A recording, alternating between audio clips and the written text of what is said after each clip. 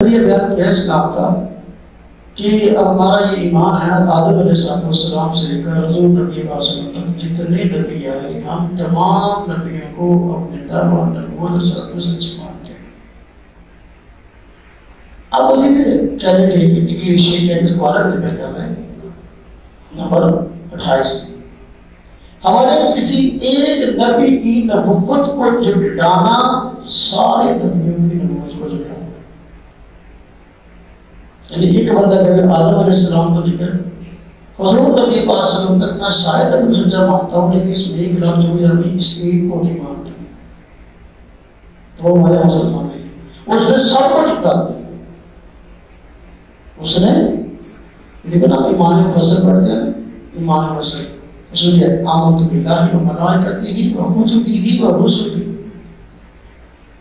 میں ایمان لایا اللہ پر،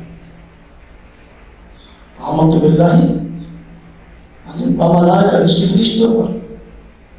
اس کی کتابوں پر و کتبہ، اس کے رسولوں پر و رسلہ، تو اس کے رسولوں پر ایمان یہ ہمارے ایمان کا حصہ ہے۔ کسی ایک نبی کی نبوت کا انکار ہم کفر سمجھتے ہیں، جس نے ایک کو جھٹلایا اس نے سب کو جھٹلایا، کیوں؟ اس لیے کہ نبی نمائندہ خدا ہوتا ہے،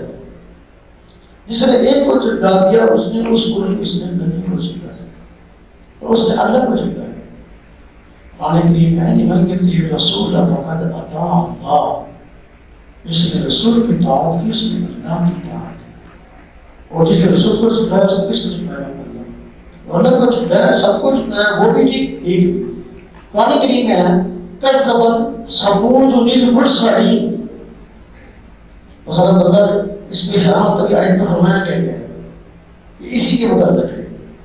اس کے ردی کے متعلق ہے، کذب ثمود المرسلین، قوم ثمود نے رسولوں کو جھٹلایا، کذبت عاد المرسلین، قوم عاد نے رسولوں کو جھٹلایا، غور کرو، قوم ثمود کی طرف وَإِلَىٰ ثَمُودَ أَخَاهُمْ صَالِحًا، قوم ثمود کے پاس بڑے سارے نبی آئے تھے، وہ ایک تھے یا کئی تھے؟ ایک تھے۔ وَإِلَىٰ عَادٍ أَخَاهُمْ هُودًا، قوم عاد کی طرف بڑے ہود نبی آئے تھے، ان کا نام ہود تھا، لیکن اللہ فرماتے ہیں کذبت عاد المرسلین، عاد نے ایک نہیں سارے رسولوں کو جھٹلایا، ثمود نے ایک نہیں اور سارے کو نہیں، کذبت ثمود المرسلین، سارے رسولوں کو جھٹلایا، اور سارے کو کہہ چکے ہیں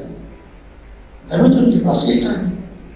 وہ اسی طرح کہ کیونکہ ان کے پاس قوم سمود کے پاس حضرت صالح آئے، حضرت صالح کو انہوں نے جھٹلا دیا تو انہوں نے سارے نبی کو جھٹلایا۔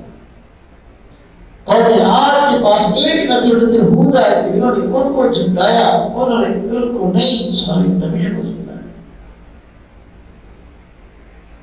یہ مطلب ہے